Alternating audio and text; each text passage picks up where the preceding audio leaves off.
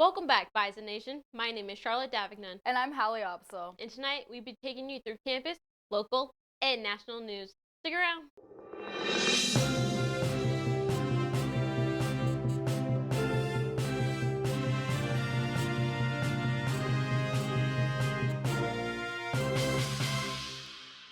North Dakota State University has announced the next president. Marshall Stewart has been selected as the 16th president and is expected to take leadership in May. He currently is serving as the university leader in higher education. He will take over following a transition of interim leadership and President David Cook. Stewart is looking forward to help guide student success and community research. A Fargo business is getting an upgrade. Happy Harry's Bottle Shop on 19th Avenue North is expanding.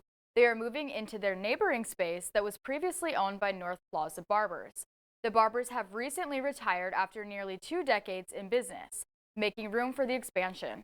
The project will include updates inside the store with plans to expand product offering and refresh flooring and lighting. The expansion is supposed to be finished in the next 2 months. An estimated 2,000 people gathered at NDSU Saturday the 28th for the No Kings Day rally. The protest took place on Churchill Field, where attendees held up signs. Protesters lined up on nearby streets, waving the signs and drawing support from passing drivers. Others stayed closer to the stage for speeches and live music. The city of Fargo is celebrating 2 youth writers as part of its Mayor for a Day essay contest. Mayor Tim announced the winners on Monday the 30th. The 3rd and 7th grader read their essays during the city commission meeting. At that time, the students were asked to share what they would do if they became mayor. Gas prices across the United States have climbed about $4 a gallon. Experts are saying that the spike is largely driven by the ongoing conflict with Iran. The national average now is just over $4 a gallon, which is up more than $1 from last month. They're warning people higher fuel costs could continue along with the overall economy if the issues kept advancing. Coming up next is Politics with Laken. My name is Becky Parker, and I'm a news anchor at WDAY-TV. I graduated from NDSU in 2010 with a degree in journalism, broadcasting, and mass communication technologies, and then I had an emphasis on broadcasting. Principles of broadcast production and advanced broadcast production. Those were favorites because they were the most relevant for career experience. You're calling people for interviews, you're writing an article. It doesn't just feel like an assignment, it's like actually doing it. I was the news director for the first full semester of the Bison Information Network. The BIN advisor here was very much invested in me to actually have a career in broadcasting. He helped me get my internship and my first job.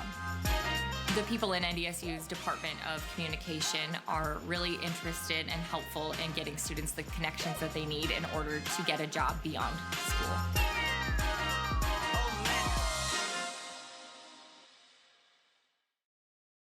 With BIN Politics, I'm Laken Hines.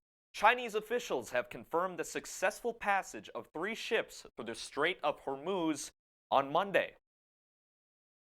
This marks a very significant shift in this ongoing conflict. 2 container ships belonging to the Chinese state-owned shipping company COSCO have officially exited the strait following an aborted attempt on Friday. Another tanker ship from Hong Kong was able to make the crossing a little earlier, on March 25th.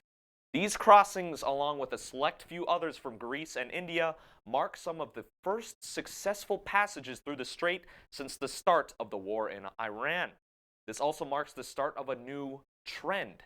We are beginning to see Iran granting passage of ships from nations it deems friendly, countries like China, India, Malaysia, and Pakistan, among others. Now, why are we paying so much attention to this one small aquatic pathway, and why have we been so concerned about the Strait of Hormuz since the start of this war? And what even is it? Well, as you can start to see on this map, this is the Strait of Hormuz. It is only about 100 miles long and 21 miles wide at its narrowest point. And it lies between the Persian Gulf and the Gulf of Oman, later leading to the Arabian Sea and the rest of the world. Now, right up top there, we see Iran, and going down a little bit, we see the UAE and Oman sitting below. Then back there, we see more of Saudi Arabia, Bahrain, Qatar, and Kuwait. This small strait is home to a lot of the world's top oil producers, and about 1/5 of the world's global oil consumption moves through this strait per day. Now, here is the big problem. On Friday, March 27th, the Islamic Revolutionary Guard Corps declared the strait completely closed, promising harsh measures for any vessels attempting to cross. Now, you can look at maps and more graphs and see multiple ships already sunk or damaged by Iranian drones. This is a crisis, a truly a big problem, as it cuts off most of the world from a vital source of oil and natural gas. The Philippines are one of the nations hit the hardest included, but with the recent crossings we have seen by Chinese vessels, we might be seeing Iran loosen their grip on the Strait of Hormuz. We even see China, who Iran considers an ally, calling for the complete reopening of the strait to all ships. So could all of this mounting external pressure cause Iran to reopen the strait? Or will they continue to keep it under lock at the risk of losing crucial connections? Either way, this limited accessibility of the strait is most certainly a step in the right direction for all. And I think that it may be indicative of a shift in the tide of this grueling conflict. Iran may be beginning to realize that the complete lockdown of the strait might have been a bit of an overreach. But of course, we will just have to see. As always, stay safe, stay educated, and once again, I'm Laken Hines with Bin Politics. Have a good rest of your week. And that also concludes our show. Bison Information Network, and you all have a good rest of your week. Roll Herd.